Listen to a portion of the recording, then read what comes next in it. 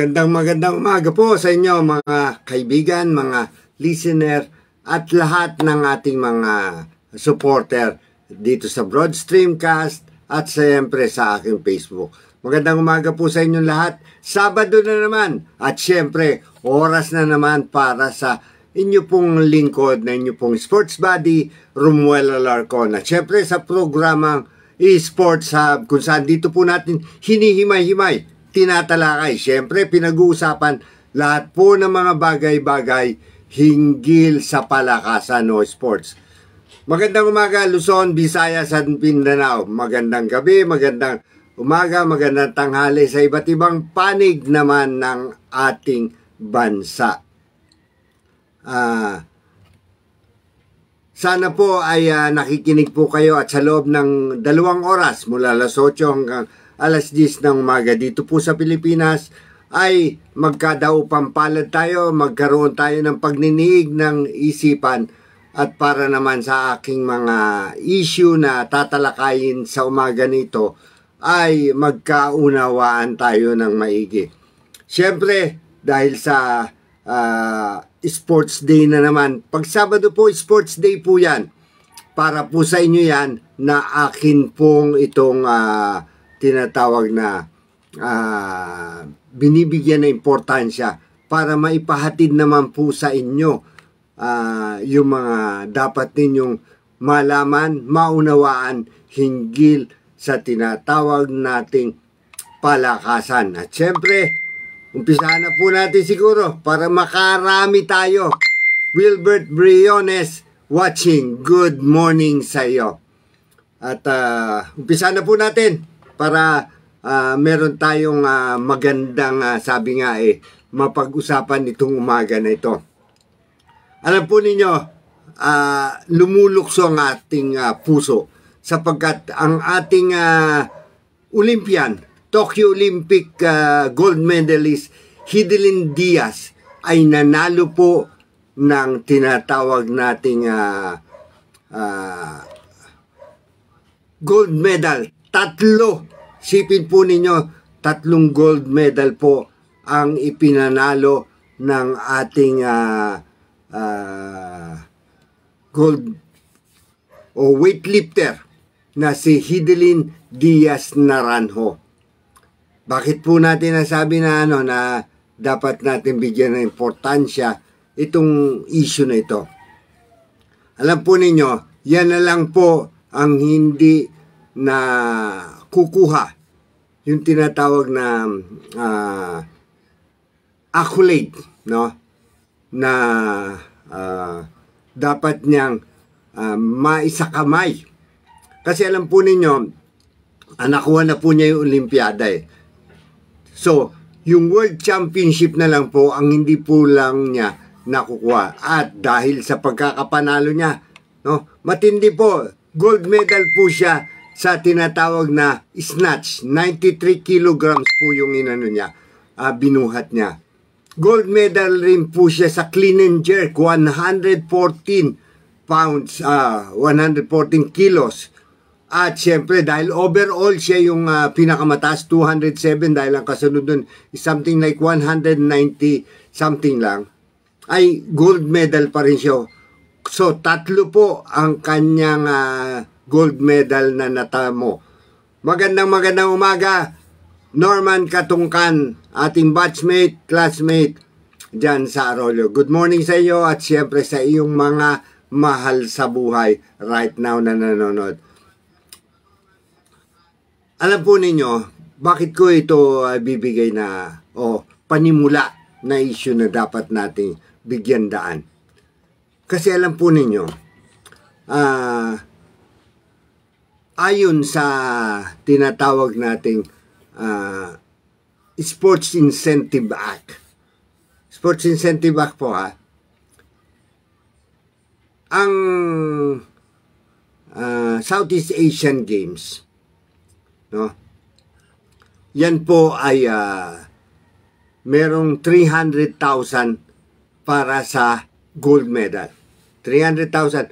Lourdes Cambala Launico, magandang umaga sa iyo. Siyempre sa lahat ng mga mahal mo sa buhay na nanonood right now. yung 300,000, tama lang yun siguro kasi regional na yan eh. Hindi naman yung kalakihan. Yung tinatawag natin na Asian Games. So, malaking region na po yan. Buong Asia na po yan. Mula dyan sa Middle East hanggang dito sa Southeast Asia hanggang sa East Asia at South Asia. Yan. Ano po yan? Asia po yan eh. 1 million sa gold medal. So, specified po yon sa tinatawag natin na Sports Incentive Act 10699. Specified po yon. Ang problema, hindi po naka-specified doon yun sa mga World Championship. Samantalang ang World Championship ay halos kapantay nung tinatawag natin na Olympics. World Championship, ibig sabihin, lahat po ng pwedeng sumali sa buong mundo, nandyan. Sabi nga nakasawsaw dyan. Sumasali dyan at lumalaban ng gusto. Thank you very much, Lourdes Cambalalaunico, sa iyong pagbati. Thank you very much. Dahil pangalawa na halos yan sa tinatawag nating Olimpiada, dapat yan naka-specified na una before Southeast Asian Games, before Asian Games. O, nandun na tayo. We love Asian Games. Nandito tayo sa Asia. Southeast Asian Games nandun. Ang tanong, bakit wala sa Sports Incentive Act na ganito ang makukuha ng isang world champion? Dapat specified yun. Kung ano man yung specification, dapat nandoon. Naglabas dapat ang tinatawag natin na Philippine Sports Commission. Kasi ito yung yung mataas na antas na nag-govern. Lalo na sa kanila nang gagaling yung pera na ibibigay sa tinatawag natin mga atleta na nag-harvest ng gold, silver at bronze sa mga competition sa iba't ibang panig ng mundo. Isipin po ninyo World Championship, hindi na kayo specified. Nandun nga yung Southeast Asian Games. Nandun nga yung tinatawag natin Asian Games. Nandun ang Olympics. Bakit yung World Championship, International Championship, wala? Good morning, Jerry Sapin, Sipin. Good morning sa iyo at sa lahat ng iyong mga mahal sa buhay. At syempre, sa magandang lalaki na taga Surigao, Philip Espanyola, magandang umaga sa iyo at sa iyong butihing may bahay na si Josie. Thank you for watching. Ito, taga-Australia naman po ito. Taga-Australia, walang iba kundi si Roger Waung Katandihan. Nandiyan po siya sa Perth, Australia right now. Magandang tanghali sa iyo kasi una yan ng 4 na oras sa atin. Magandang tanghali. Thank you very much, Philip, sa iyong pagbati. Virgie Valiente watching, thank you very much. Thank you sa iyong pagsuporta at pagwawatch sa ating munting programa.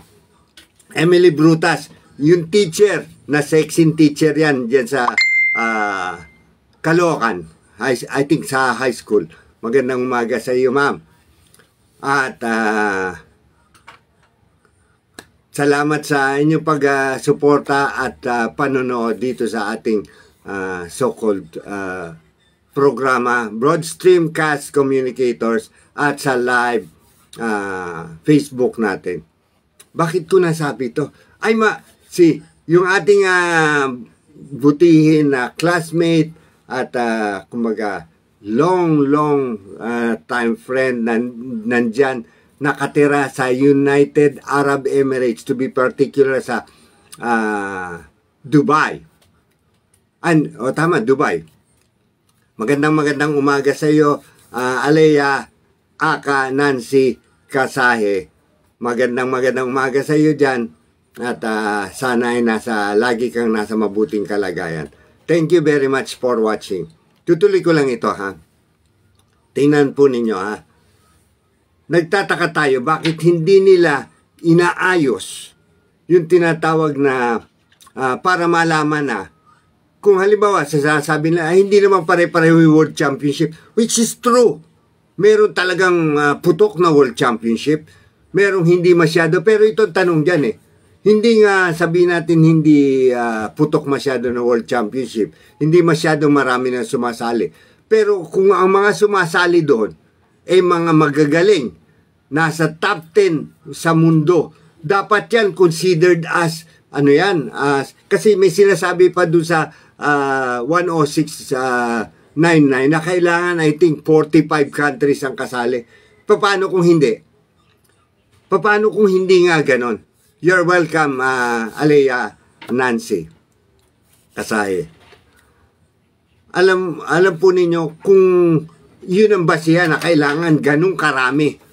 Kasi sumakit ang ulo ko nung nababasa natin to eh, na kailangan 45 countries. Eh halimbawa 20 countries lang. Pero lahat ng top players sa mundo kasali doon. Ano ang category nung ano na yun? Yung World Championship na yun? Ibig sabihin, kamuting kahoy. Dahil 20 ano lang yan, 25 lang ang kasama dyan. Hindi yan 45 na mga countries. Eh kung nandun nga kasama yung top 10 sa mundo. Huwag na natin sabihin top 20, top 10 sa mundo.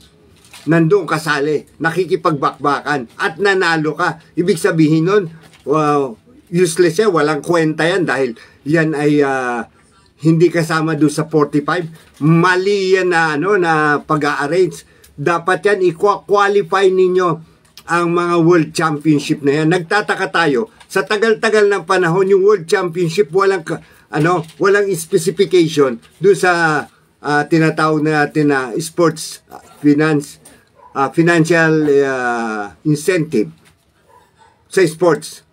Wala po yan eh. Isipin nyo, tagal-tagal na yan. Yung nag-harvest na so much yung Southeast Asian Games, eh wala namang kwenta yan. Sa totoo lang, eh napakaliit na region yan, tapos nagbibigay tayo so much importance. Kinwalify natin at one of the dapat makatanggap sa yung Sports Incentive Act. Harry Tanyamor, the champion, boxing champion natin yan na back na sa kanyang pagiging military man. Thank you very much for watching the show. I hope I can give justice do sa mga sinasabi ko. Thank you very much and thank you rin sa pagbati, Harry. Kasi alam po ninyo kung bakit ko sinasabi yan. Kasi yung mga World Championship na yan, kumbaga prelude sa Olympics yan eh. Kasi bakit nagbabakbakan dyan? Kasi sila rin mismo ang pupunta sa tinatawag na Olympiada at doon magbabakbakan for the gold.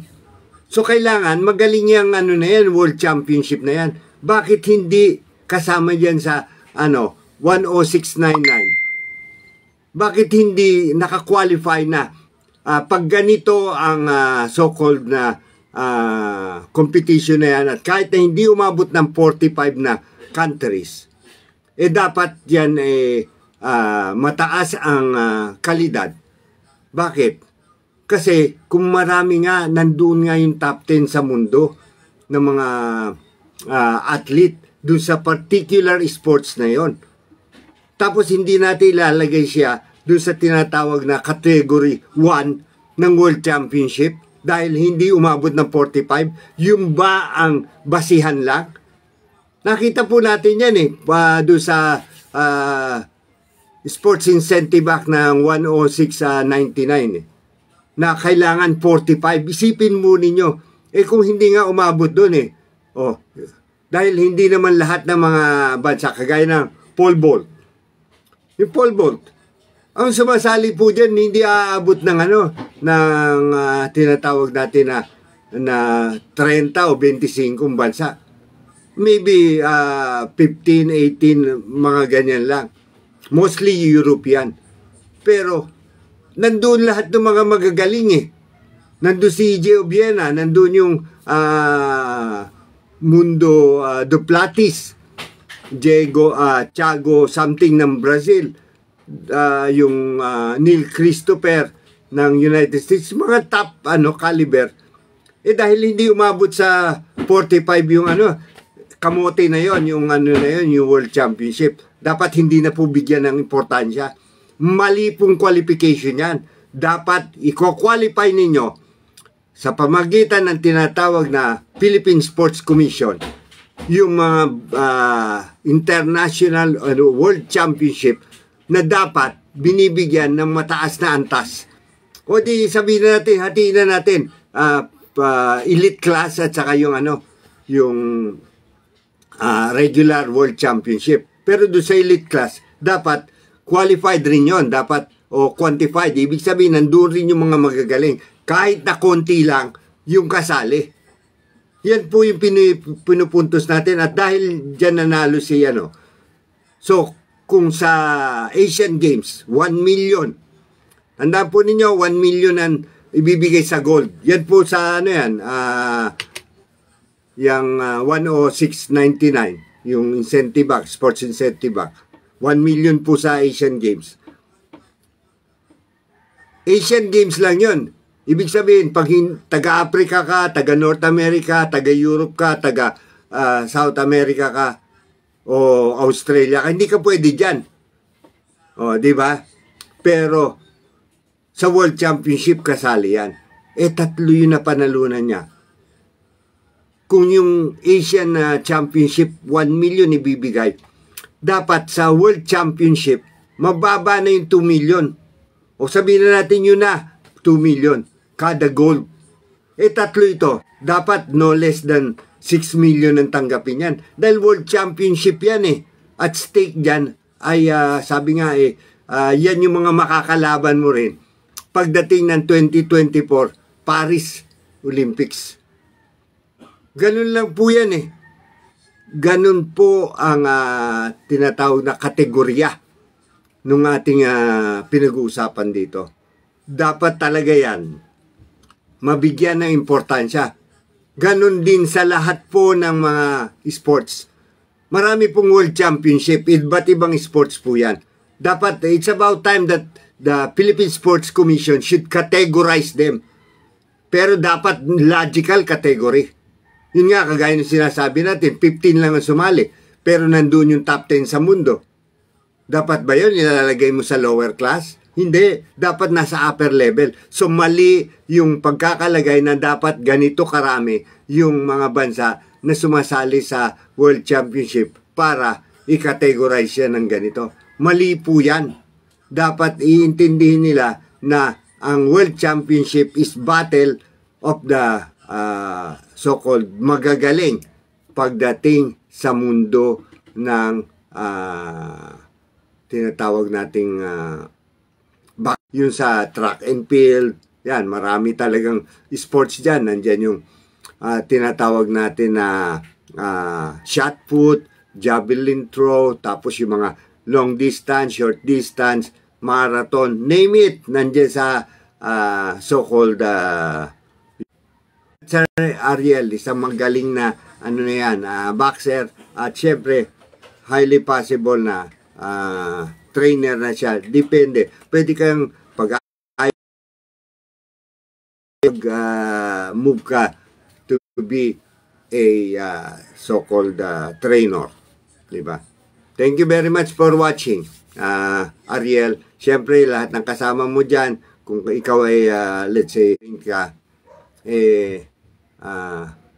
maraming salamat. Pagpasensyahan na po ninyo talaga, talagang hindi maganda ang reception right now. At Mon Samson ng Manila Bulletin.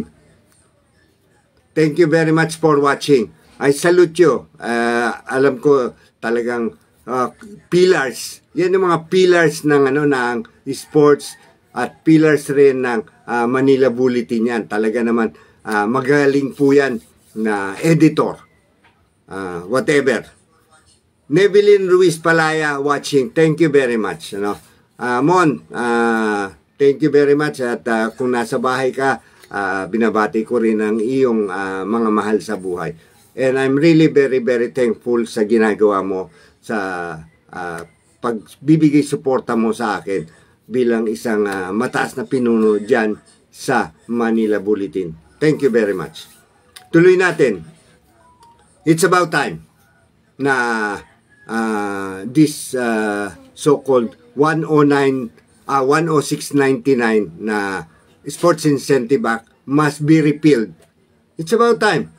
Kasi hindi na siya angkop sa panahon eh. Lalo na ang gagaling na ng ating mga ngayon, atleta. Iba't ibang international competition na ang pinapanalunan.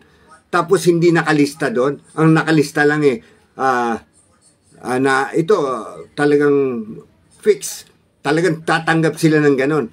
Yung Southeast Asian Games, yung Asian Games, at saka yung Olympics. Pero never doon sa ang nakalagay pa doon pag may 45 ganito.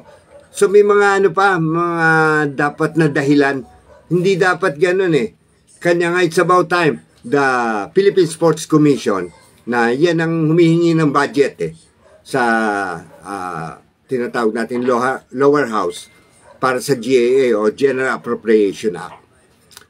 Alam po ninyo, pag dyan nagbibigay, diyan ka rin hihingi kung ano man yung dapat mo hingin. Kagaya ng repeal, ipaparepeal. Pero bago yan i-repeal, dapat yung Philippine Sports Commission, dapat gagawa na niya ng paraan para i-qualify yung mga World Championship na yan.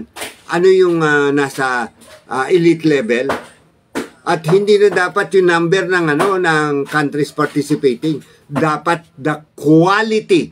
Ayan the quality of players participating. Yun yung ibig sabihin. Top 10 sa mundo, nandyan lahat. Tapos 15 lang silang sumali. World Championship ang category. Ibig sabihin, walang kwenta yan. Dahil hindi umabot ng 45. Pero nandoon naman yung top 10 sa mundo na atleta. Di dapat categorization as elite level. Yun ang sinasabi natin. So, with yung pagtutulungan ng tinatawag natin na Philippine Olympic Committee. Dapat magtulungan yan para maibigay yung tinatawag na karapat-dapat na accolade dito sa mga atleta natin Yung mga atleta natin talagang nangangailangan yan ng ayuda. Kasi hindi naman po lahat yan mayaman Yung marami dyan, dahil kumbaga, puhunan nila yung lakas nila. Kanya naging atleta. Yung lakas nila ay super. So, nandun sila sa mataas na antas. 8:37 na po ng umaga. Magandang umaga po sa inyong lahat ng mga Christine Jolirio. Doktora, good morning sa iyo. Good morning rin kay Kisha. Thank you very much for watching, Ma'am Christine o Tintin Dura o Doktora Dura. Tuloy natin yung yung pinag-uusapan natin dyan. Yung pag-qualify, nasa na yan nasa isang committee na lang dapat yan Sa dami ng mga World Championship, dapat yan, specified na yan sa Philippine Sports Incentive Act. Dapat, at pag yan ay naayos na, wala nang problema yung mga sasali dyan. Kasi medyo iba, ganito ang punto dyan nananalo sa Southeast Asian Games, magaling nananalo sa Asian Games kasi hindi naman kalakihan pa rin yan. Although very competitive yan with China, Japan, and South Korea. Hindi po natin sinasabing walang kwenta po yan and some Middle East countries. Very, very strong po yan sa iba't ibang uri ng sports, lalo na yung China, Japan, at saka Korea. Sa iba, depende kung ano yung sports. Kagaya ng Iran, magaling yan sa wrestling, mga tipong ganon. So, i-qualify natin para maisaayos natin yung sports natin. Kasi kawawa naman yung mga atleta na nagsisikap tapos dahil sasabihin nung wala yan kasi hindi naman yan so-called top notch na World Championship. Wala kami may bibigay. Ilan ng World Championship ang nakaraan? Meron bang naibigay sila? Sa totoo lang, let's be honest. Ako, honest po ako sa inyo na mga nakikinig sa akin. Dahil mahal ko pong sports. I don't care whether it's basketball o Pag tama, pupurihin natin. Pag mali, medyo makakatikim po sa atin. Dante Alvarez Alarcon, thank you very much, Insan, for watching.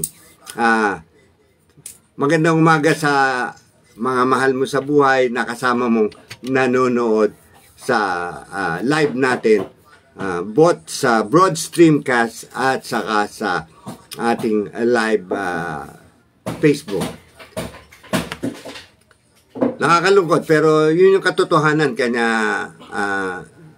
ginawa natin itong maayos na paraan para may pahatid ko sa inyo yung picture lang naman, hindi ko naman may papahatid sa inyo ng ano yan ng whatever yung gusto nyo. Gusto ko lang ma-picture ninyo yung sitwasyon sa mundo ng sport sa ating bansa. Yun po yung yun po yung dapat na may saayos natin, na dapat itong sport sa atin para tumaas yung antas. Lalo tayong sabi nga may bigay ng ating mga atleta yung mga karangalan para sa ating bansa. Ayusin natin ng maigi. Ayusin po natin kasi sa ganyang paraan binibigay rin po natin yung respeto. Kasi pag hindi natin inaayos anong end result? Wala. Isipin mo kung isang dahil merong ganong mga pamantayan at tapos nagiging pa naman sila yung to the dot. Dahil sasabihin nila batas yan Ma'am Boom Aquino, thank you very much and thank you rin sa greetings. Si Joy, si doon. Hello, magandang umaga sa inyong lahat dyan. Pag hindi na iayos yan, marami pong magsasuffer. At dapat hindi magsuffer yung atleta dahil doon pa lang sa practice o pagtitraining nila nagsasuffer na yan na malaki. They even leave their family for so many number of weeks just to train. Tapos hindi natin ibibigay sa kanila yung karapat-dapat. Mali Dapat ibigay natin sa kanila ang para sa kanila. Lalo na pagdating sa financial incentive. Bakit kamo? Dahil nga hindi mayaman kanya nga may problema na yung pamilya na ganito, iiwanan nila, walang pera. Doon pa lang dapat naisip na ng ng sports officials natin na dapat importante na bigyan ng halaga yung mga atleta. Ilan ang atleta na mayaman? Sige, kwentahin natin. Ilang porsyento? Huwag na lang number. Ilang porsyento? Ma'am Vicky Nieva, teacher po yan dyan sa Caloocan rin. Sped Vicky Nieva, thank you for watching. Eme Kapuka watching, thank you very much. Elisa Radoban watching, thank you very much. Taga Santa Mesa naman po yan. Thank you very much sa inyong pag-suporta. I'm really elated. Ito pa, pag binigyan ng importansya yan, yung mga atleta natin na yan, para na rin natin na sinasalamin ang itsura ng ating bansa. Chris Paulino, magaling rin na boxer yan. Thank you very much for watching. Kasi pag binigyan natin ng importansya ang ating mga atleta, lalabas yung tinatawag na pagpapahalaga natin, at dahil sa pagpapahalaga natin, sinusuklian naman nila yon ng effort. Talagang nagsisikap sila para sa ikabubuti. Kasi tingnan mo, pag ipapadala ka doon, konti lang naman. Nanalo ka, hindi ka naman makakakuha ng incentive. Kung bigyan ka man siguro, 10,000, 5,000, hindi worthy. No, hindi worthy. Yan. Milito Rodelio Militante, good morning sa iyong pamilya. Ronnie Divino, yung nag-aalaga yan ng halaman, nag-aalaga rin ng manok na ating kabrad. Brother ang tawagan namin yan. Ronnie Divino. Good morning sa iyo at sa iyong pamilya. Pag isiniwalang bahala natin sila, patuloy na mangyayari ang ganyan sitwasyon. Hindi po dapat bigyan po natin na halaga yan hanggat sa kaya natin kasi umaasa po dyan ang pamilya nila. Siguro 20% lang yung may kaya-kaya. Pero the rest, mataas na nga siguro yung 20%, maybe 10% lang yung may kaya-kaya ng mga atleta. Mga makikita mo dyan may kaya-kaya atleta sa bowling. Mahal yung na yan. Golf. Yan. Yung tennis. Kasi magbabayad ka dyan eh. Pag magpa-practice ka, ano pa ba mga medyo mahal-mahal ng konti. Marami pong sports na hindi ka pero nagbabayad ka. No? Hindi kagaya ng halimbawa chess. Bigyan ko kayo ng sample ng chess. Meron kang binili na tournament size, sabi natin maybe 500 pesos yung isang tournament size. Bit-bit mo yun, kahit saan pwede na eh. Gamitin mo, makipaglaro ka. Tapos pag nagkapera ka, dagdag ka ng chess clock, maybe 1,300, maybe up to 1,500. Meron ka na yan. For the rest of your life na yan, pag marunong kang gumamit. Hindi kagaya nung bayad ka, halimbawa mag-golf ka. Ay nako, libo babayaran mo dyan. Pupunta ka sa bowling lanes, bayad ka rin dyan. Hindi yan yung kagaya ng ibang sports na pwede. Yung basketball, bakit yan? Naging maganda. Carlo Paalam, champion to. Matindi. Ito pa isang Olympic winner, boxer. Thank you very much for watching ang ating programa. I am very pleased na nanonood ka. I appreciate you, champ, for watching yung humble kong programa. And I hope yung family mo is great. Binabati ko rin silang lahat. Thank you very much. Again, Carlo Paalam, Olympian. Matindi yan.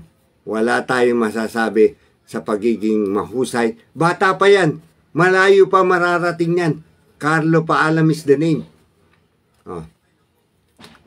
Tuloy natin. May iba na tayo ng yung tinatawag na issue. Eto. Masakit man sa damdamin ko kasi mahal ko itong tao na to eh. Sa totoo lang, itong atleta na ito, super. Hinangaan ko ito sa kanyang field. No? The Manny Pacquiao International Open Chess Festival. Merong ganun Manny Pacquiao International Open Chess Festival. Yan po ay gaganapin saan? Doon sa kanyang syudad. General Santos City. No? Diyan sa probinsya ng Sarangani.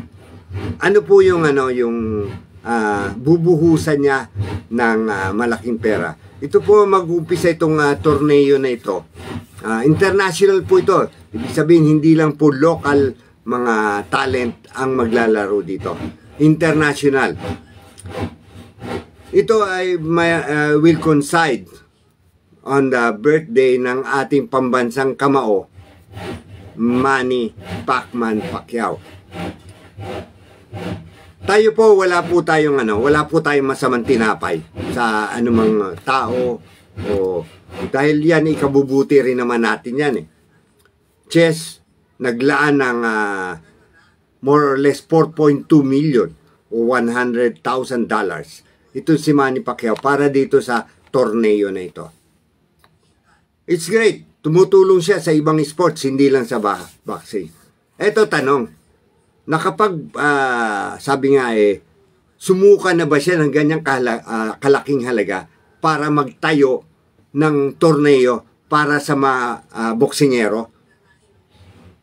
Yung mga nasa boxing world, with due respect to Manny Pacquiao, saludo tayo dyan. Hinahanga natin yan, idol natin yan. Talagang dalawang kamay, sama mo pa ganun ko katindi yan na ina-idolize. Dahil talagang magaling, lalo na nung prime niya. pinanonood po natin yan. At pag hindi ako kontento, pati sa YouTube, babalikan ko yan. Pag-aaralan ko maigi yung mga ginagawa niya. Ano yung punto natin dito? Sana man lang, kung tutulong siya sa chess na bibitaw siya ng halagang $4.2 million. Sana man lang, may mga patorneo rin siya sa, sa boxing na magbibigay rin ng ganyan. Yung $4.2 million, ilagay mo na lang na ilang yan, 10, mga 4 na po. 4 na pong torneo yan na tagwa $100,000, 100,000 pesos na lang ibigay mo doon sa magkakampyon. Maybe sa runner-up 30, yung third place is 15. Matutuwa pa ang ang boxing world. Bakit? Kasi diyan kami utang na loob eh. Sa totoo lang, may utang na loob si Manny Pacquiao, hindi lang sa boxing mismo. Diyan lang po, talagang diyan siya sumikat, diyan siya pumala, nagbakho ng pananalapi. Kanya naging siya. Ang gusto ko lang, ibalik mo, Manny. Ibalik mo sa sa boxing rin yung napapanalunan mo kahit na paano. Nagtatapong ka 4.2 million sa sa chess. Bakit sa boxing wala man lang ako mabasa? Ako po talagang tumututok diyan. Tumututok po ako diyan sa so-called yung pagtulong niya sa boxing. Pero wala po ako nakita na torneo na binuhusan niya ng pera ng ganyang kalaki. Mabuti pa yung chess meron eh. Pero dapat mas bibigyan niya ng halaga yung tinatawag na boxing. Dahil diyan siya nagsimula eh. Bakit? Kung hindi ba sa boxing, magiging bilyonaryo ba si Manny Pacquiao? Hindi. So dapat diyan niya ibabalik yung tinatawag na mga biyaya na nakuha niya. Hindi ko sinasabing lahat ibalik mo. Wala tayong sinasabi nga. Pero dapat bibigyan mo ng importansya at dapat yung mga torneo na magpapataas ng antas nung tinatawag nating boxing. Dapat pinupuhunan mo yan. Thank you very much, Rosauro Bot Romero, for watching. Thank you very much at magandang umaga sa iyo at sa lahat ng mga mahal mo sa buhay. Gusto ko kasi na ibigay natin. Hindi man natin ibigay ng lahat, ibigay natin share. A big chunk dun sa sports kung saan tayo sumikat. Saan tayo may utang na loob. Yan po ang natin. Dapat nagbabalik tayo niyan sa ating mundo kung saan tayo sumikat, nagkaroon ng pera. Manny Pacquiao nagkaroon ng pera sa boxing. Dapat ngayon may patorneo eh. Sa totoo lang eh. Dapat yung Manny Pacquiao so and so, kagaya nung yung tapos ang at stake na ibibigay is the Manny Pacquiao trophy plus siyempre pera. Good morning, Gina Alarcon Palaya Cortesano. Kasin po natin yan. Thank you very much sa pagbati at siyempre magandang umaga sa iyong buting husband na si Arthur at sa iyong dalawang napakababait na mga anak, si Lindsay at saka si Justin. Tuloy natin. Yan po yung hinihingi natin lang. Wag kung tutulong tayo, dapat on both sides of the fence. Ang laki natin binibigay sa chess. Sabi ko nga, napakaganda. Natutulungan yung chess eh. Magkakaroon ng exposure yung ating mga chess player. Oh. Eh sana, ganun din sa boxing.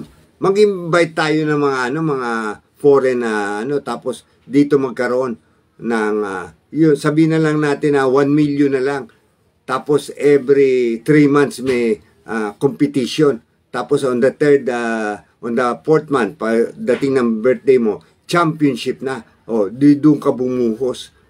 O di, kumbaga sisikat pa yung tinatawag na pinagmulan mo na nakikita ng tao na tinutulungan mo na umangat. Dapat ganun Dapat tulungan mo. Kasi diyan ka talaga nang galing Oo nga, may mga promotion outfit ka. Pero importante yung mga patorneyo mo. Dapat yung consistent, laging meron. Para makakuha ka ng mga magagaling na boksingero na nanggagaling sa mga probinsya. Importante yan. Good morning dun sa nandyan sa Korea. Good morning sa iyo. Hindi ko talaga nababasa yung Korean letters kanya. Pagpasensyahan mo na ako. Pero thank you very much for watching. At thank you very much rin sa iyong pagbati. Tuloy natin. Sana makapag-isip siya ng mga magagandang torneo para sa boxing, At hindi lamang yung pagiging so-called promoter niya, yung MP promotion, Yun ang bigyan niya ng mataas na antas ng yung pagtingin, pag-ayuda, at pagsuporta yung boxing. More than anything or any sports. Dapat yan ang bibigyan mo kasi diyan ka nagkamal ng napakaraming kayamanan. Pera na hindi mo naisip na iyong mahahawakan. So, ibalik mo. Magtorneo ka, suportahan mo yung boxing world kasi yan ang nagbigay sa iyo ng pera. Hill Manzano watching. Thank you very much, Hill. Tuloy natin. Sa iba naman, yung punto. Ito lang, tutuloy ko lang. Nakakatuwa nga kasi yung 1.14 million doon sa 4 million na yun, pupunta yan sa tinatawag na magcha-champion doon sa standard. Tapos meron yan category. Nakakatuwa kasi well distributed naman. Under 14, meron sila. Ladies, junior, under 20. May senior pa. Kasama po tayo dyan. At best local player. Sama po. Thank you very much, Hill, for sabi nga sa pag-greet mo. Yan po. So much for that. Tuloy na po tayo. The time is 3 minutes before 9. Ito. Alam po ninyo, si Doc Meki, nakausap natin. Naka-chat pala natin. At naitatanong ko sa kanya na kailan ba naipundar yung National College of Physical Education dyan sa Rizal Memorial. Kasi meron pong ganyan na kurso nung araw na pwedeng doon ka mag-aral para maging siguro physical education teacher. So, specialization yun. Maganda po yun. Wala po tayong dyan. Pero, nalulungkot tayo at kasi natanggal na po yan. Matagal na pong nawala. Ang hangad po natin, makabalik yan. Bakit? Siyempre may reason naman tayo. Bakit natin gustong makabalik yung National College of Physical Education dyan sa Rizal Memorial? Kasi, marami nga sa ating mga atleta, tandaan niyo mga atleta, na hindi po nakatapos. Marami po niyan. Pagkatapos ng kanilang karera, then what? Hindi maganda yung estado nila. Pero kung merong ganyan, National College of Physical Education, dahil sila ay outstanding athlete, yun na yung pinaka-tuition nila. So ano yun? Free tuition na dapat. Ibibigay na yan dyan sa tinatawag nating mga atleta na yan para makapag-aral sila. At syempre, may mga dormitory naman sila pwede kung taga-probinsya yan. So, magkakaroon sila ng pagkakataon na tumaas yung antas ng kanilang kaalaman. At the same time, pag nakagraduate sila,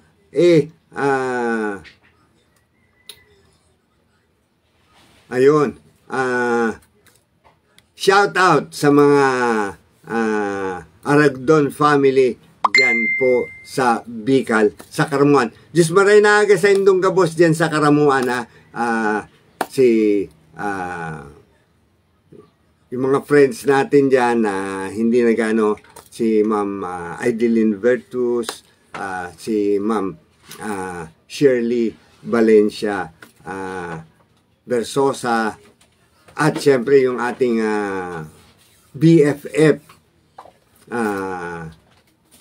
Witidel Olpina. Magandang umaga sa inyong lahat dyan. Tuloy ko lang kasi tingnan nyo, kung makakapag-aral yung mga yan, di ma-absorb yan sa Department of Education as physical teacher. Dahil mataas yung antas nila, dahil atleta yan may ita-transfer nila yung kanilang kakayanan, yung kanilang experience, yung kanilang talent, yung kanilang skill doon sa mga up and coming na pwedeng maging atleta ng ating bansa. Yun ang maganda dyan. You're always welcome, ma'am. Yan ang natin dyan Yan ang nagiging malaking problema natin right now. Dapat talaga, bigyan natin ng daan yung mga yan. Kasi pag binigyan natin ng daan yan, sila na yung kasunod Kasi after yung nila, career nila, yung prime nila na tinatawag, no? Saan yan pupunta? Wala na. Lalo na kung hindi nag-aaral. Halimbawa, elementary graduate. Hindi mawawala yun. High school graduate. Marami niyan. Tapos yung iba siguro nakatungtong first year. Dahil mahirap, hindi na nakatuloy. Pero kung sa pamagitan ng National College of Physical Education na i-revive, dyan mismo rin sa Rizal Memorial Sports Complex. O kung hindi, meron ditong branch naman di sa PhilSports Arena. Yan yung mga malalaking sports Kung i-revive yan, hindi ka na pupunta. Halimbawa, taga Marikina ka lang. Di dyan ka na pupunta, taga what do you call this, Binangonan ka, dyan ka na lang pupunta sa PhilSports. So, merong satellite, pero yung pinaka-main niya, nandito sa sa tinatawag na Rizal Memorial. Good morning, good morning. Ay, talaga naman, nalulungkot ako pag ganyan na bigla na lang nawawala yung connection, ay, nako. Pagpasensyahan na po ninyo, yun nasa tinatawag natin na Facebook ko. Nagluloko po Ma'am Teresita Malig, magandang gabi po sa inyo dahil sa nasa Estados Unidos po kayo. At kumusta po kay Albert, ang iyong buting mister, at ihay din na anak ninyo na kasama naman ninyo dyan. Tuloy natin. Sana magkaroon ng magandang hinaharap ito. Sana it's about time na i-revive ito. Philippine Sports Commission. I'll try to get in touch with kasi napakabait po nito ni Commissioner Bongku. Mapakabait po niyan. Wala po tayong masabi dyan. Ever since na-interview ko yan when I was still in the other station, dyan po sa Pasig, na-interview po natin yan. At talaga naman po, wala po tayong masabi dyan sa kabaitan niya ni Commissioner Bongku. Baka magiging daan para sabihin ko sa kanya na i-revive yan sa pamamagitan ng Philippine Sports Commission, para mabuhay ulit yung National College for Physical Education, para naman exclusively muna kumbaga dahil pag-revive na exclusively muna doon sa mga gustong maging college graduate na mga atleta natin na hindi nagtapos. Nandun yung focus ko para maging matatag sila na pag natapos na sila dahil may diploma na sila, pwede na silang i-absorb. Tapos papasok naman yung so-called yung tinalakay ko last week na batas naman para ma-establish yung estado ng mga atleta natin. I hope this will do good. Yung sana maging maganda yung yung approach diyan sa so-called National College for Physical Education para naman makatulong tayo. Once and for all, makatulong tayo sa mga atleta in a small way. Hindi naman kailangan na bigyan natin sila ng maraming pera, lagi. Hindi naman magagawa ng gobyerno yun At lalong hindi magagawa ng Philippine Sports Commission kasi umaasa lang yan sa tinatawag na government yung GAA na para iayuda sa mga atleta. So, for that matter, pag magagawa ito, it will be very, very beautiful. At kung magagawa niya ng paraan, isipin mo kung may didistribute natin lahat ng mga magagaling na mga atleta natin sa iba't ibang parte ng Pilipinas. Di lalakas. Halimbawa, magaling na dahil mahusay. Kagaya ni Ma'am Elma Muros. Sa track yan. Magtuturo siya dyan sa Bulacan State University dahil graduate po siya ng National College for Physical Education. Di lalakas yung yung Bulacan State University pagdating sa sa track and field. Kasi yun yung specialty niya Ganun po nakikita ko yan Kung saan may babato yung mga atleta na yan, lalakas yun yung sport na yun. Kasi yun ang specialty nila. So yun ang gusto ko para hindi na tayo umasa doon sa instant. Kasi hanggang ngayon po, hindi nagbabago yung mindset ng mga opisyalis natin na gusto nila as much as possible. Ang gusto nila ay instant athlete.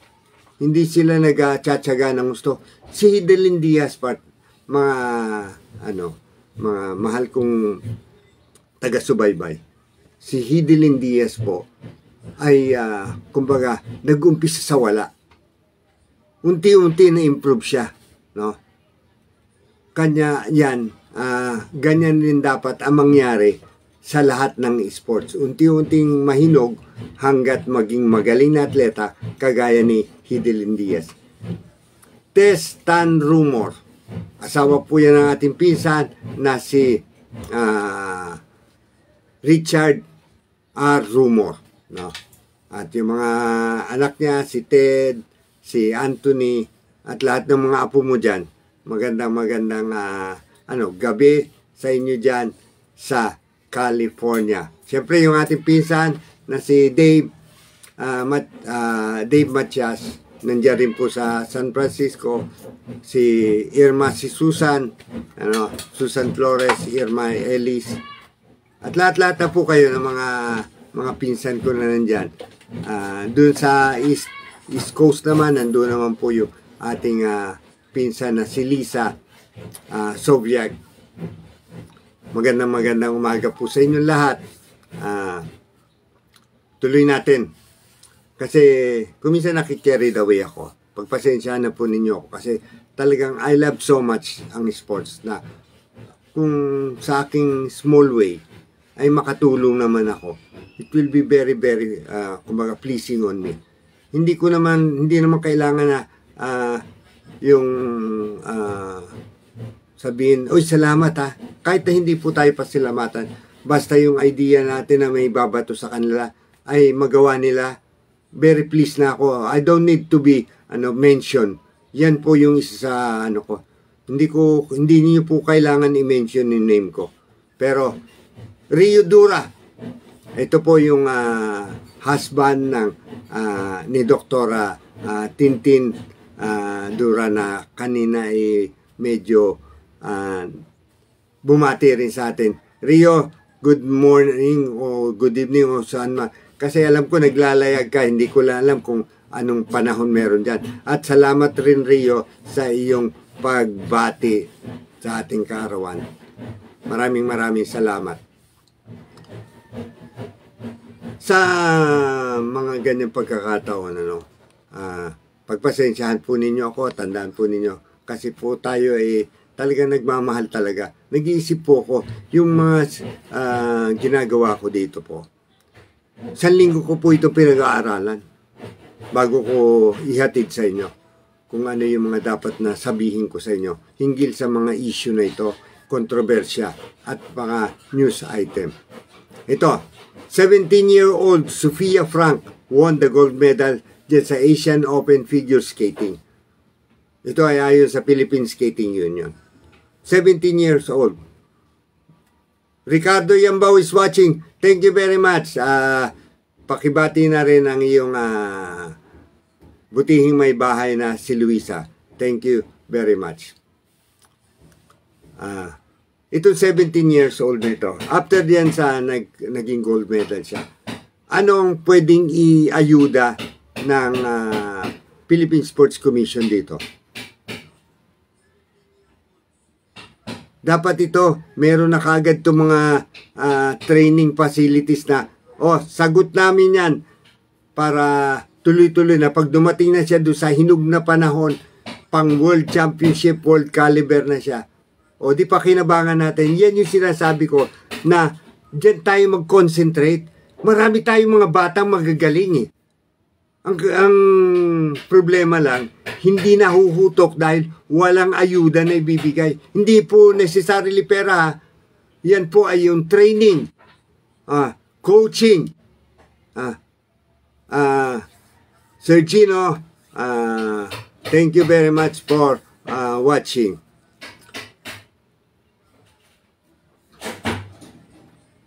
Sa totoo lang,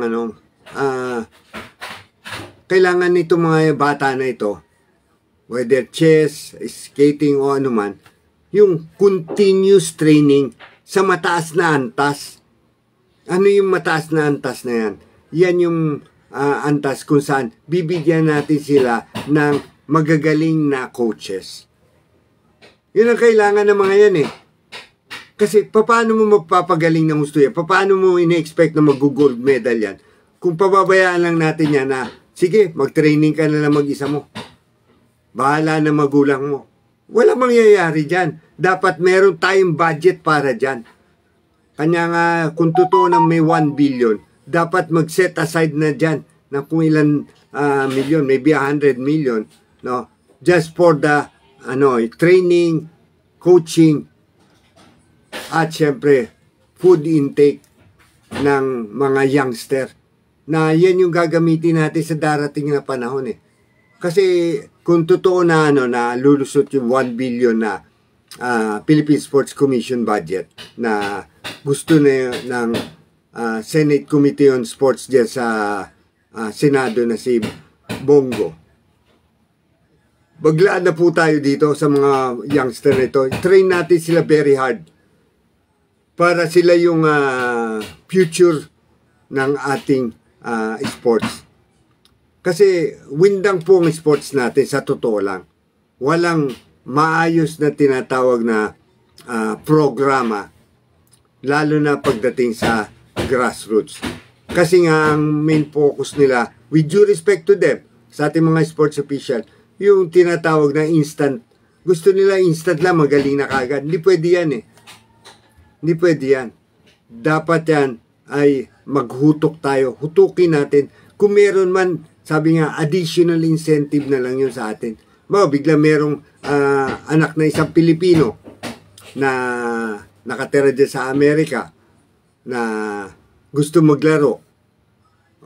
Dahil na-train na nila doon, whatever sports yun. Di yan. Tingnan nyo si Jordan Clarkson, half Pilipina yan. Half Pilipino yan dahil ang magulang, ang mama niyan Pilipina. So pag gusto, di isama natin. Pero hindi tayo pwedeng umasa totally. Pero pag homegrown yan, totally pwede tayong umasa dyan. At any given time, pwede natin atakin yan, ipadala. Pero kailangan matindi training. Bigyan natin sila ng sapat na training para sa future nila. Ngayon pa lang, wag yung darating na yung pag malapit na yung so-called torneo at saka mo lang titrain. Mali po yan. Ang training po is continuous yan. Tapos yan, stages yan. Pataas ng pataas ng pataas. Excuse me. Ganun po ang ano yan. Thank you very much, Ricky, for greetings, for the greetings. Thank you very much. Maglalaro ka ba ng chess? Oh, alam ko, pag linggo, naglalaro ka dyan sa may Quezon Memorial. So, dapat umpisahan na siguro na magkaroon ng tinatawag na permanente.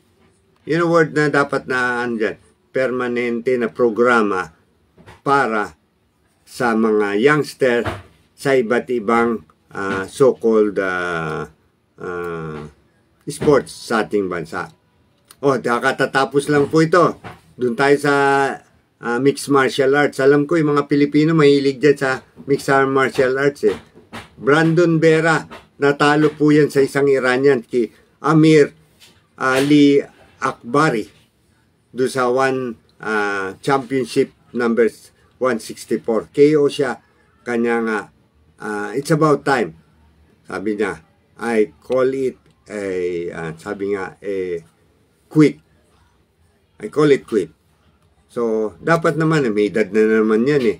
Ilang panahon na rin yan na lumalaban. Syempre, wear and tear yan eh. Dadating yung point na talagang wala na, wala ka na doon sa level nila, kanya matatalo ka. Para bugbugin mo pa yung sarili mo sa training at saka sa pakikipagsagupa, mali po yan, mali. Doon sa laban na yon, si Jared Brooks naman, tinalo itong Pinoy rin po ito, Joshua Pasio, para manalo po sa strawweight. Tingnan nyo, pansinin nyo, yung strawweight nila between 106 to 115 pounds. Walang walang dayaan nito eh. Kasi merong malaking gap na dapat nandoon ka sa panahon ng paglaban mo. Kanyang malaking gap eh. Mamaya, idadagdag ko yan. Kung yung mamarapatin, please watch dun sa 3 to 5 natin. Pure boxing naman po yon sa tinatawag nating Radyo Pilipinas 2. Yung 2 DOS, tapos 918, yun po yung Facebook place niya. Kanya, pakilang po. Mamayang hapon naman yan. Marami po akong bibigyan ng punto de vista pagdating sa boxing. Yun din si Gigi Stacchio. Team Lakay po yan. Gusto niyang bumalik pero milalas na knockout po siya first round do sa Chinese na si Hu Yong. Dahil pumutok yung kilay niya, no? Na-deck siya kagad sa chin. That ended the fight. Ayan po ha.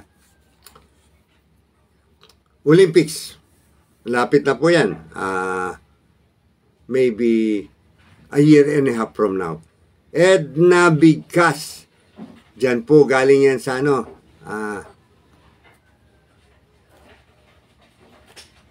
sa Cavite po yan. Magandang umaga sa iyo, Edna. Doon rin sa butihing mong husband, ating pare, ang ating barkada, ang ating kasangga, whatever, no? Tony Banson. No? Magandang umaga sa inyong lahat dyan sa yung si Rambo. Magandang umaga rin sa kanya. Mark Rosal, yung ating cousin. Thank you very much for watching. Thank you very much, Mark. Cousin po natin yan. Si Mark Rosal. Ito, ma'am, I'm very grateful. Jackie Cacho Ormido. Yan po ay chief dyan sa chief ng boxing dyan po sa Games and Amusement Board. Thank you very much, ma'am, sa inyong pagsuporta, sa inyong pagbibigay halaga dito sa ating munting all sports dito po sa ating pangsabadong palatuntunan, broad streamcast, ganun din naman po sa ating tinatawag na live Facebook. Thank you very much, ma'am. Marami akong mamaya hihimayin dyan po sa tinatawag na programa natin dyan sa Radyo Pilipinas 2, mamayang alas 3 po ng hapon. Thank you very much, ma'am. And OIC Nanggab, Erman Benitez, Attorney Erman Benitez, magandang umaga po. Pakipaabot na lang po ang aking pagbati. Thank you very much, Sir Gino, for the greetings. Thank you very much. Medyo bumabata po tayo, alam naman po ninyo.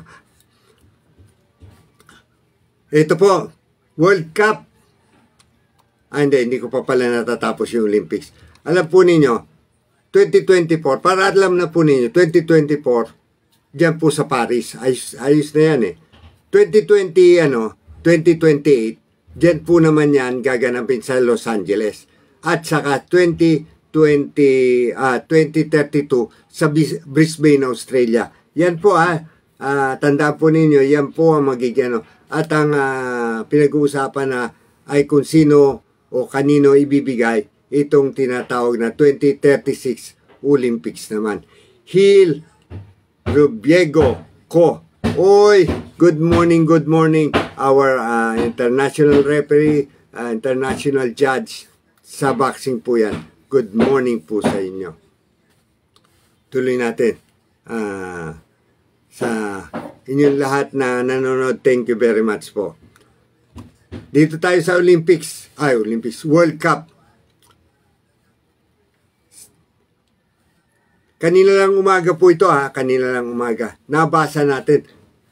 First semi-finalist sa World Cup. Kasi ongoing yung tapos na yung quarterfinals Yung quarterfinals po, yan po ay yung 8 pong mga bansa yan na naglalaban-laban para sa 4 na natitira para sa semifinals.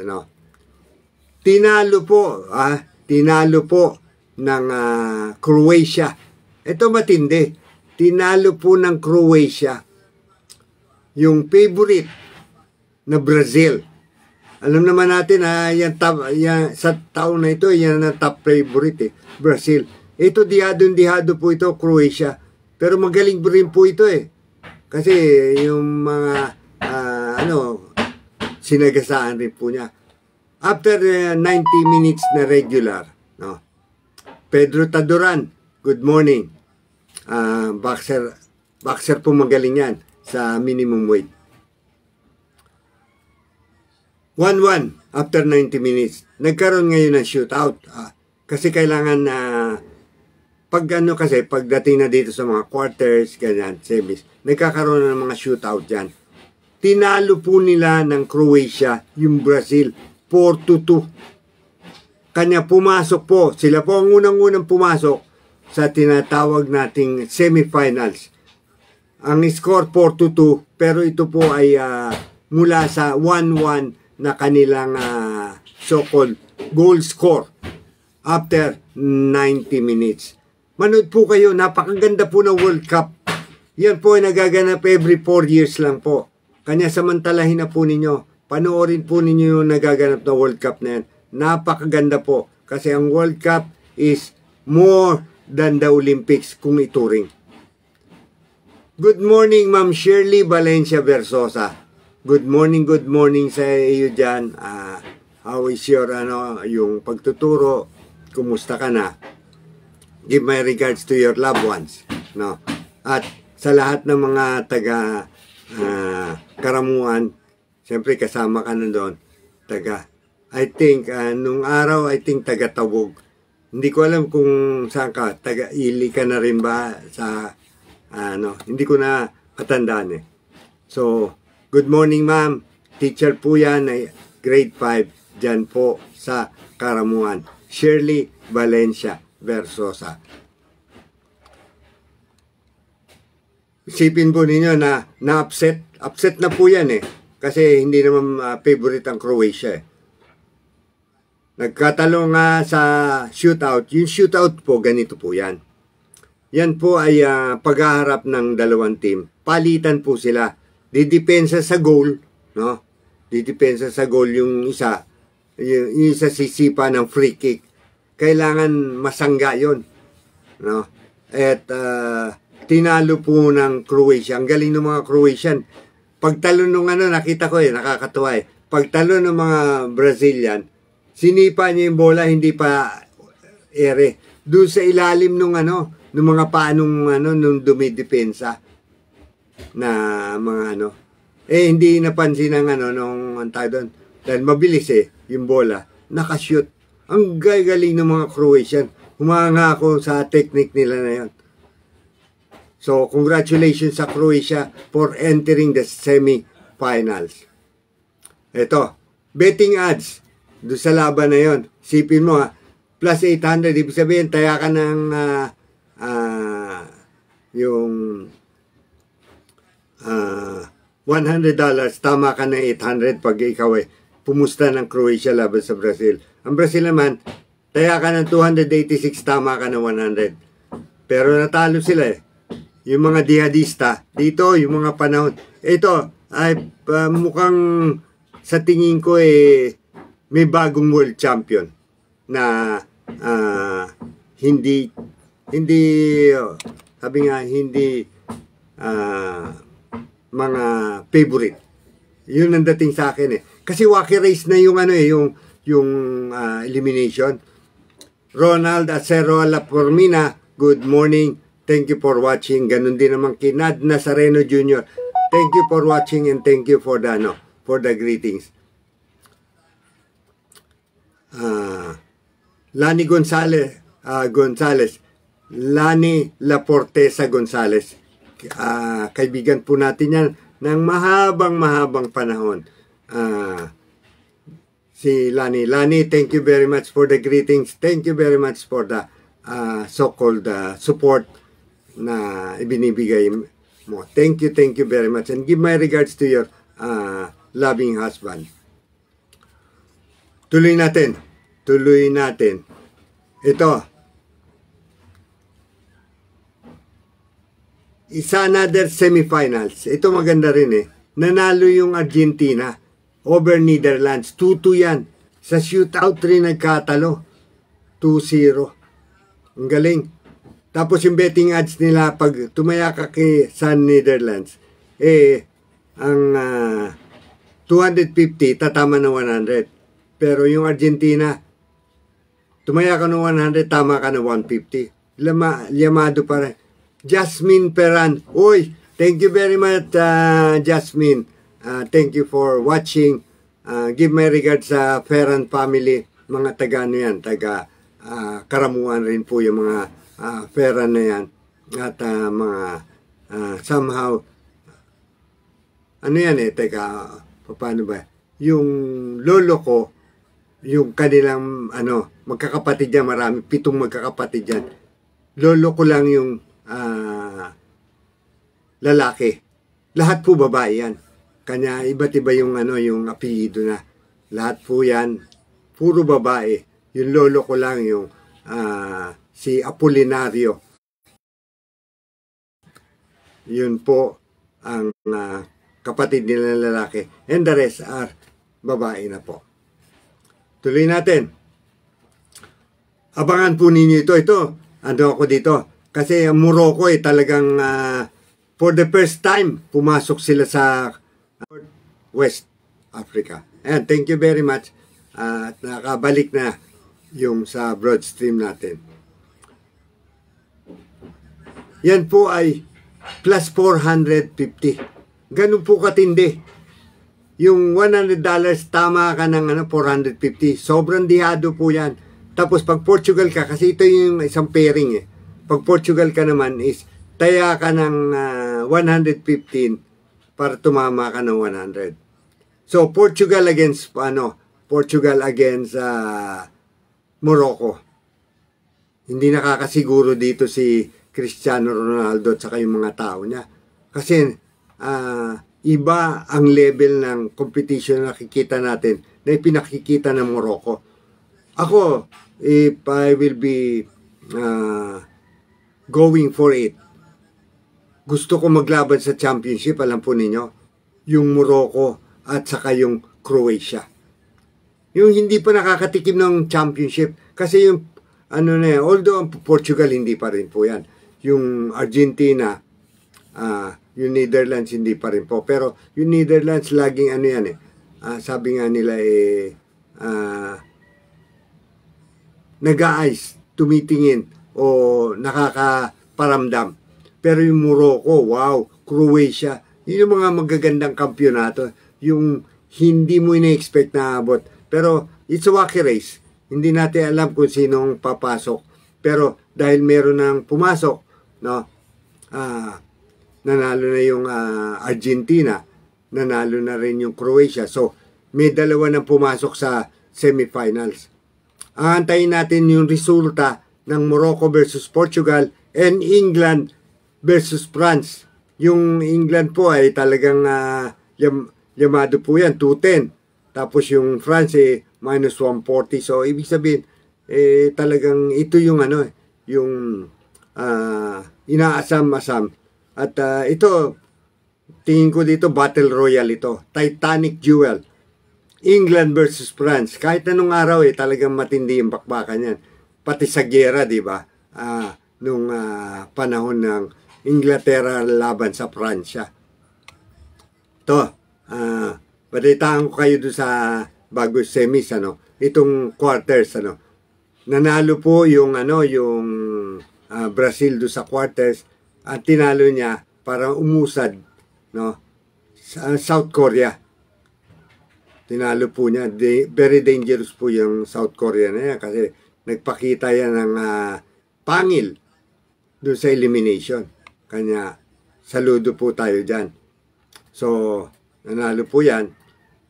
Tinalo po nila yung Serbia ng Brazil para pumasok din sa quarters. Alberto San Juan watching. Thank you very much and give my regards to your loving wife, si Aleta. Thank you very much for watching. Thank you very much for the support. Nanalo ang England. Tinalo nila yung African champion, Senegal. Sipin mo Senegal pa ang African champion pero ang lumusot yung Morocco. So ibig sabihin, ang nakapasok kasi sa Africa, Senegal which is African champion, yung Morocco at saka yung Cameroon. Yan. Pero nalaglag na yung dalawa pero meron pa rin pag-asa yung yung Africa dahil nga yung pagkakapanalo ng so-called natin na magaling na mga Moroccans. Tuloy natin. Netherlands ended the United States World Cup dream by a 3-1 victory. Yan. To enter the round of 8. Yun nga yung quarters. Argentina, nanalo naman po yan laban sa Australia 2-1 para pumasok rin po sa last 8. Si Lionel Messi, dahil alam naman ninyo, Lionel Messi, nakakibat na yan sa sa Argentina. 789 goals na sa kanyang 1,000 career appearances. So, ibig sabihin, in 1,000 times na siya ay lumaban o tumungtong sa tinatawag na pitch, yung laruan mismo, ay naka-score siya ng 789 goals. Tuloy natin.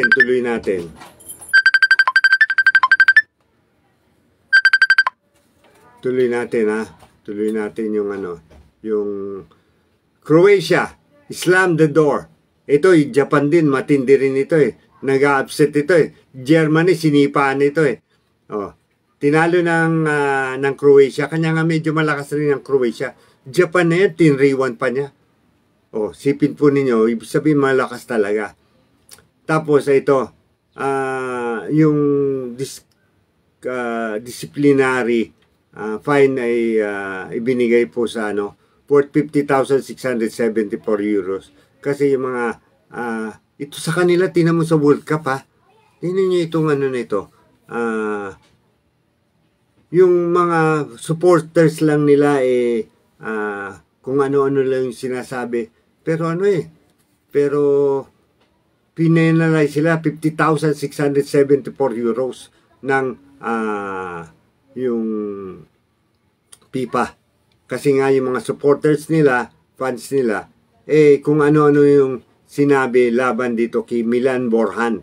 Yan po isang Croatian, na ethnic Serbian at race sa Canada. Kanya sa Canada naglalaro. So, kita niyo born in Croatia, ethnic Serbian, ibig sabihin yung kanyang lahi ay isang Serbian. At dahil sa uso yung migration, doon sila tumira ng pamilya nila sa Canada, kanya doon siya. Kanya naman, inuupak-upakan siya. Ito, Doc Meki. Thank you very much, Doc Meki. Thank you very much for the support at yung panonood. Thank you very much for that. Leng Tweety Onikachan. Good morning sa inyo.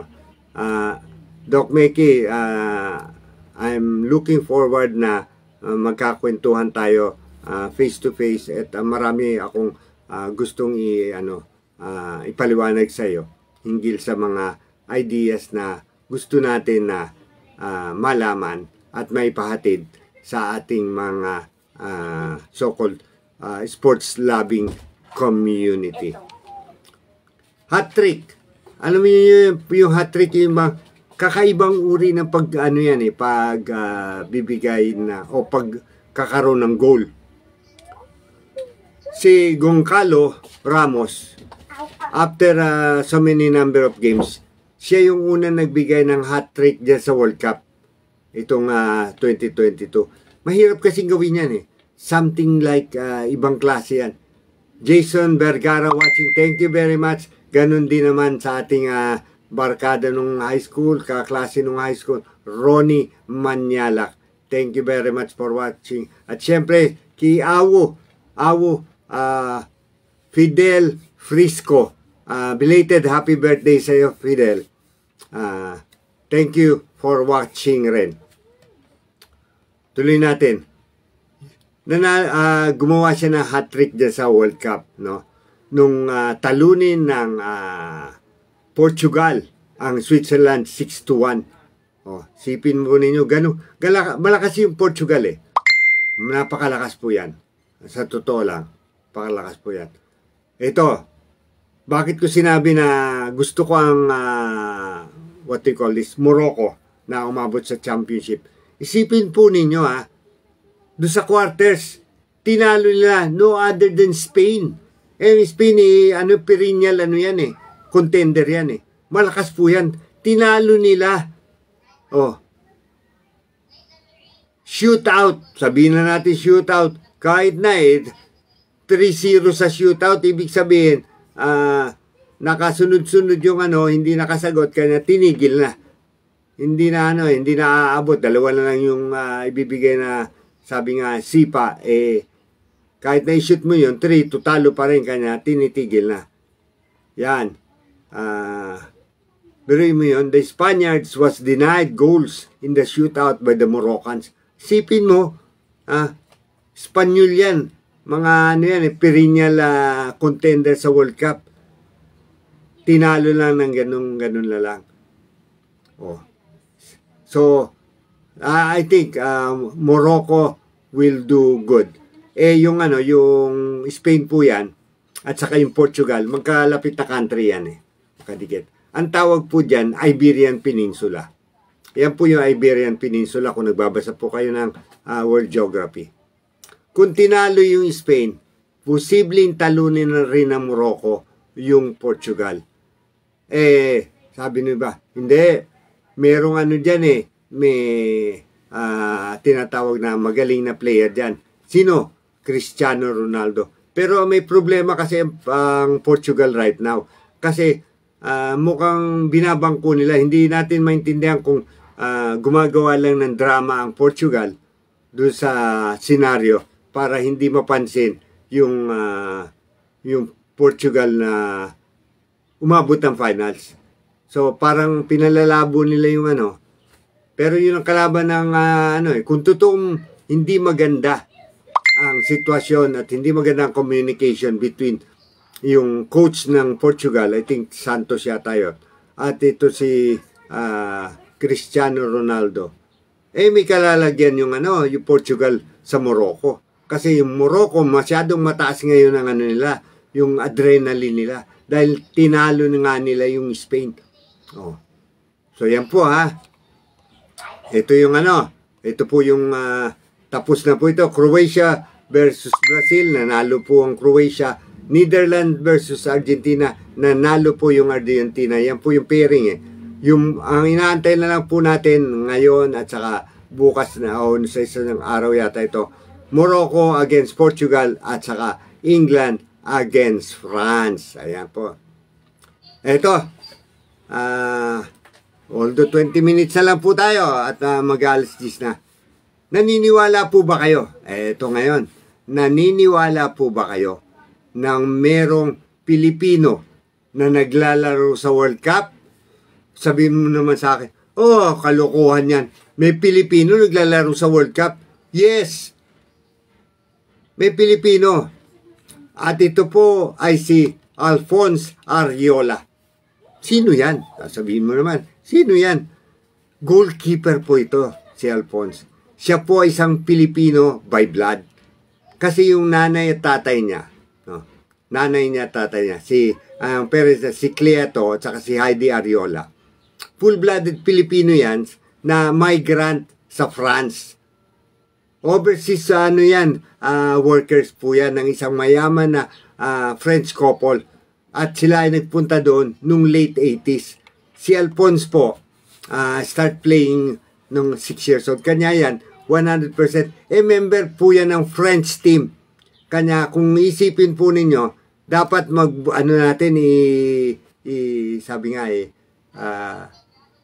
i-cheer natin ang France dahil may Pilipino Kasama po siya ng rotation ng goalie sa France.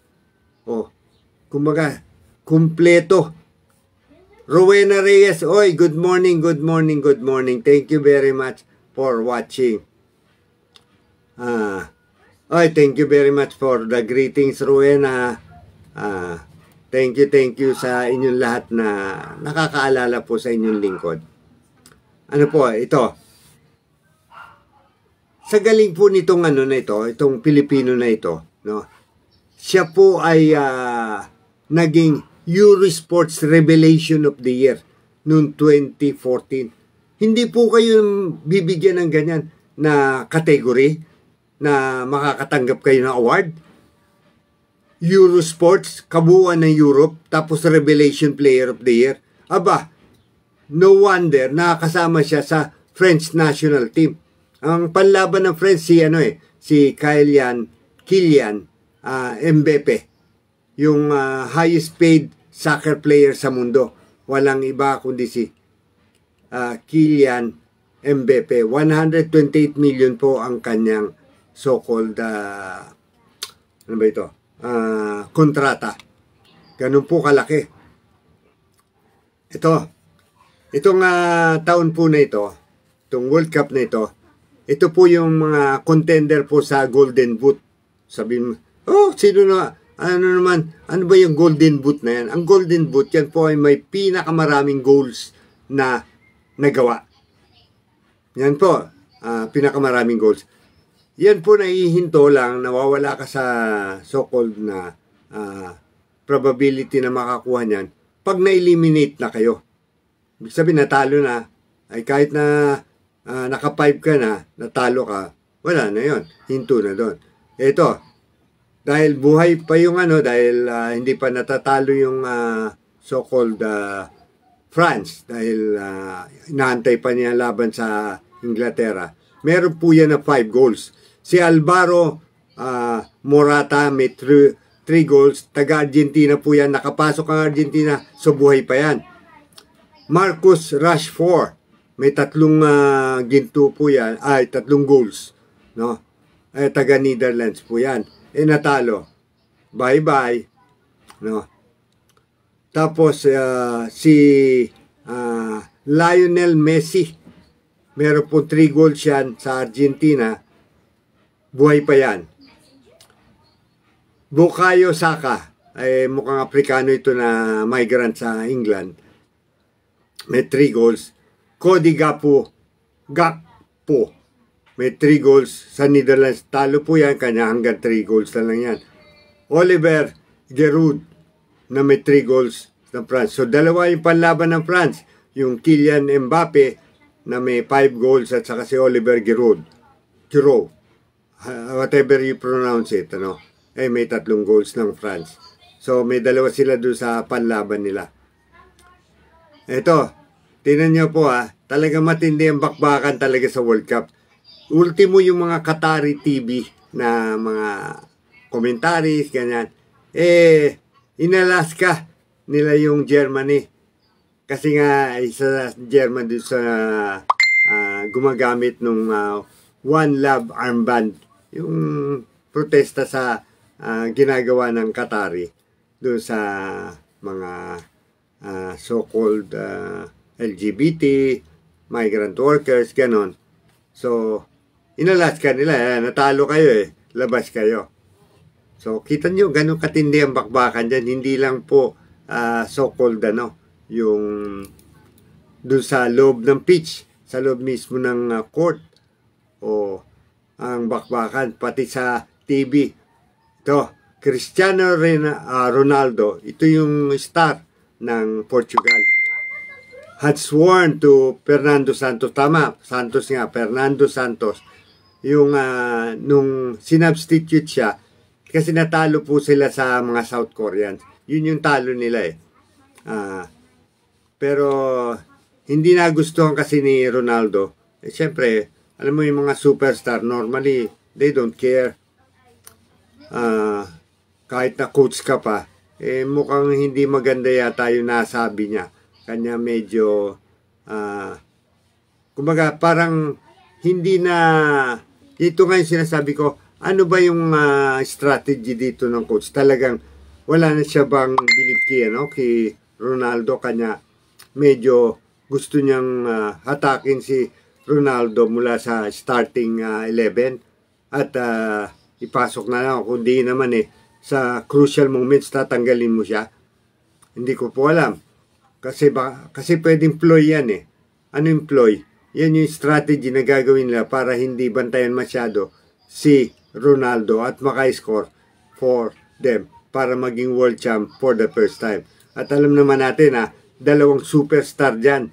Sama na natin pati si Neymar na superstar. Excuse me. Na hindi pa nakakatikim ng World Championship. Hindi pa po nakakatikim yan, tatlo na yan. Lalo na sibak yung yung Brazil, tinalo po ng Croatia. Sigurado iyak-iyak yang si Neymar. Ang buhay na lang yung yung Portugal na lalaban sa Morocco at yung Argentina na si Messi.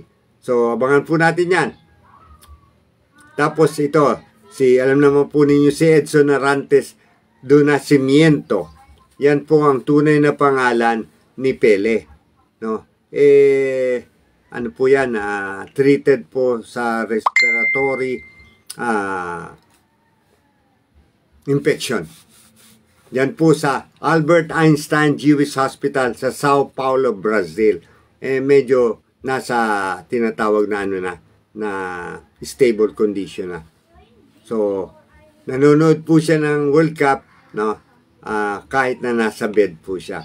Ito po mga undefeated to nung mga panahon na lumalaban sila sa World Championship nung ang France po nanalo po yan ng World Championship nung 1998, no?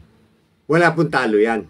Ganun din po ang Brazil noong 2002 at ang Italy noong 2006.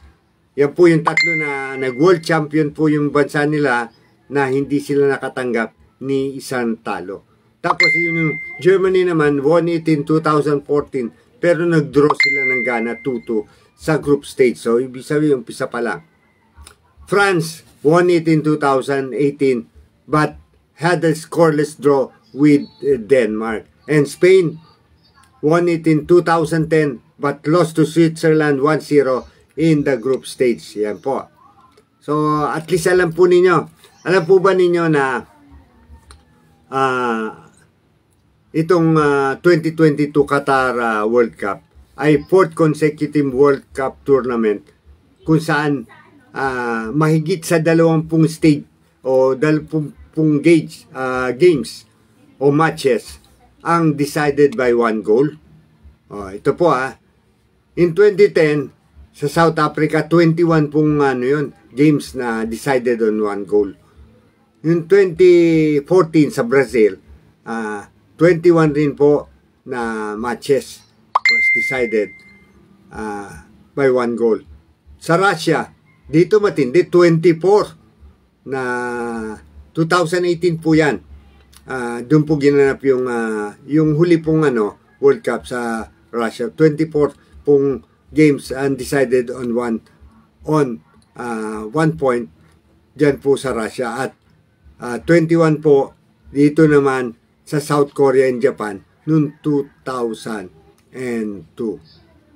So, yan po bigay ko rin po sa inyo para at least alam ninyo yung tinatawag na mga important things sa World Cup kasi every 4 years lang po yan US, ito po, biggest upsets. Ibig sabihin, yung panalo na hindi inaasahan, upset po yun, lalo na masyadong malaki yung sabi nga parang kalamangan. US beat England 1-0 in 1950. Dahil siyempre powerhouse sa England US nung panahon na yun, nag-uumpisa pa lang nangyayari niya. Ito, second upset. Mga biggest upset po ito, tatandaan po ninyo. North Korea upset Italy 1-0 in 1966. Nakapaglaro po doon ng North Korea. Tapos, Senegal beats France 1-0 in 2002. Mga hindi yan hindi yan kumbaga hindi yan kapani-paniwala pero nangyari. At Algeria, ito matindi. Algeria, for the first time na nakapasok sila sa World Cup. Tinalo nila noon ang West Germany 2-1 in 1982. Ayan po para naman alam po ninyo na kung ano po yan. Sunny Boy Onofre Sunny Boy Rodriguez. Thank you very much for watching. Give my regards Kimare at sa iyo. Maraming salamat sa iyong pagsuporta sa aking magandang lalaki po yung kumpare ko na yan. At malapit na rin ang birthday niyan. Pag malapit na po ang Pasko, birthday naman po niya. At the same time, anniversary niya. Pero babatiin po rin natin yan. Ito po yung mga nakapag-score sa history ng World Cup ng mga maraming score o goals kung tawagin. Miroslav Klose, 16 goals ng Germany. Ronaldo, taga-Brazil po yan hindi po yan si Cristiano Ronaldo. Ronaldo lang po yan. Brazil, 15 goals. Gerd Müller, 14 goals ng Germany. Just Fontaine, 13 goals o goals. Yan po ay taga-Pransya. Panlima lang po yung legendary Edson Arantes do Nascimento o Pele for short. 12 goals na taga-Brazil. Sandor Kocsis, 11 goals ng Hungary. Helmut Rahn, 10 goals ng Germany. Thomas Müller, 10 goals. Taga-Germany rin po yan. Gary Lineker, 10 goals ng England. At Gabriel Batistuta ng Argentina.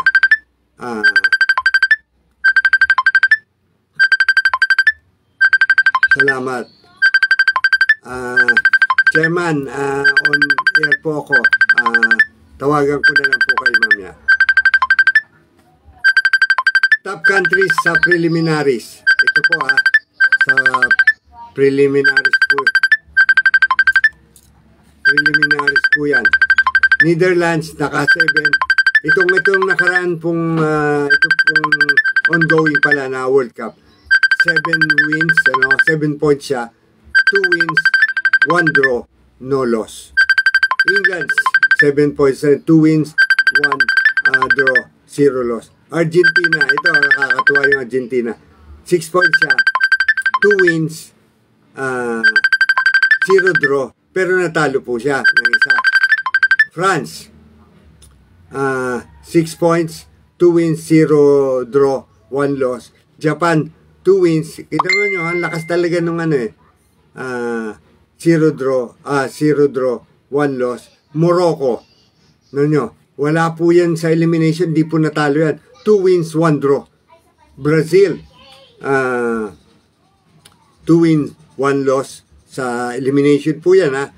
At Portugal, 2 wins, 1 loss. So, sino lang dito mga walang talo? Netherlands, na natalo naman, so out na yan. England, at saka Morocco. So, England saka Morocco ang so-called yung sa elimination was doing great hanggang ngayon. So, tuloy natin. Yung mga naka-perfect do sa 32 teams format. Perfect, ibig sabihin 9 points. Ibig sabihin sa elimination, 3 po yung kasi grouping po yun by 4. 3 tinalo niya lahat. Yung France at Argentina ginawa yun noong 1998. 9 points siya doon. Spain and Brazil noong 2002. Noong 2006 sa elimination, Germany, Portugal, and Brazil together with Spain did it. So, ibig sabihin ng panahon na yun, daming nakaka-swept doon sa kanilang so-called preliminary game. Noong 2010, yung Argentina and Netherlands. 2014, Netherlands and Colombia. Argentina and Belgium. At 2018, Uruguay, Croatia, and Belgium. Yan po. At siguro almost through na rin po tayo. Ito papahapyawan ko ito, hindi pwedeng hindi. Nakakalungkot po pero yung ating Philippine Swimming Incorporated ay tinanggal na po sa recognition ng tinatawag nating FINA. Yun po yung FINA, yun po ang World Swimming Governing Body, yung Federation International de Natation. Winidraw na po niya ang recognition sa Philippine Swimming Incorporated o PSI. Nagkaroon po ng board, established a stabilization committee to run the PSI in a day-to-day basis. Conduct, dapat, yan po ng problema po ko sa ating mga sports bodies dito, yung National Sports Association. Kasi marami mga ganyan Dapat ayusin po yan, hindi po pwede kasi napaektuhan po niyan lahat po ng tinatawag nating mga so-called atleta pagdating sa swimming. And siguro magkakaroon po yan ng yung kasi syempre pag ganyan na hinugot na hindi na po nire-recognize ng FINA yung presidente ng PSI na si Maria Leilani Velasco. So binigyan na po ng email ng non-recognition ng POC at saka yung PSC. So I hope bago mag-turn ng taon maging maayos na yan para maging maganda ang takbo.